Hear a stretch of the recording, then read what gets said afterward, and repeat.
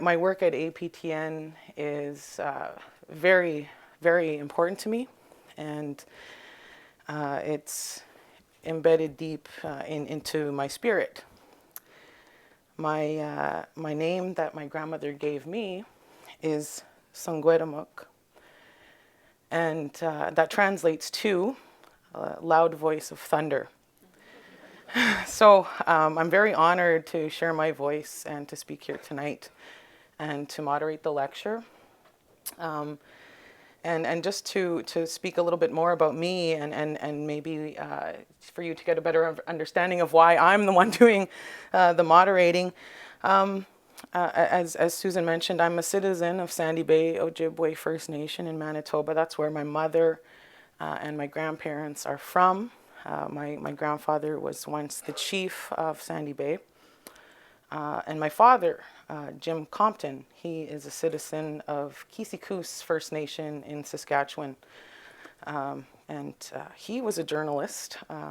And he was on CBC News in Manitoba in the early 80s. And he was quite recognizable as one of the only First Nation faces delivering the news back in those days. And also because he had a signature look, he has two braids, so very, very recognizable. And so I grew up with him as my role model, and also someone who would say, you got to go to school, you got to graduate. So I was very fortunate to have my parents and my grandparents guiding me and teaching me my culture, because not everyone is blessed to have had that kind of upbringing. So my father, when he left CBC, he went on to work for the Royal Commission for Aboriginal Peoples, and that was to study how Canada could improve the relationship with Aboriginal people in this country, and that was 20 years ago. And actually, 20 years seems to be significant tonight. I was talking to students before this, and was very proud to say that APTN is going to be 20 this year in September. And I'm very proud to represent the company and our news organization. Because as I grew up, my father told me to study broadcasting, and he said, because one day we'll have our own network. And I didn't believe him. I was 16, and I just went to school anyways, because he told me to. And he went on to be a founder of APTN. And so I'm very proud to carry on his legacy and the work of our ancestors. And now, we're here today to talk about the work that we as journalists do today, and that we will be doing in the future. And of course, specifically the work that Tanya Tagala does for our people. And we have that in common. The work that I do for APTN and what drives me every day is our people, and how they didn't always have a voice in the landscape of television in Canada. And I need to be strong and use my voice for them.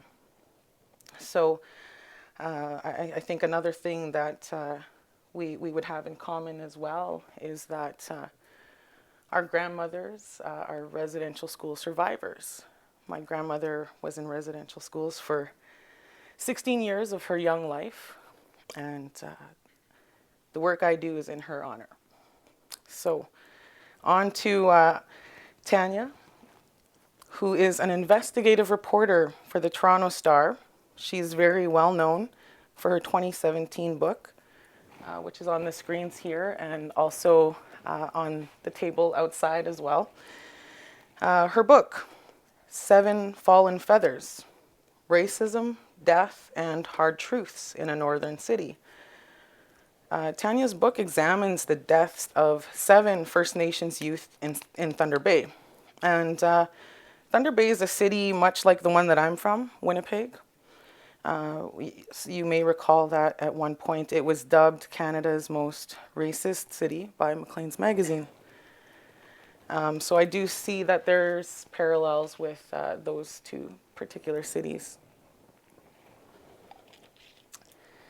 Tanya has done a lot of stories focused on Indigenous people and issues in Canada for over 20 years. There's that number again. Tanya has worked as a journalist at the Toronto Star and is now a columnist there. And we are very proud of her work, and her awards and nominations are many. And she has been widely recognized for that work that she's done and dedicated the last 20 years of her career to. So that brings us here today, and I'm very honored to have been asked to moderate. I'm very honored to be in your presence and to introduce our journalist and author, Tanya Talaga.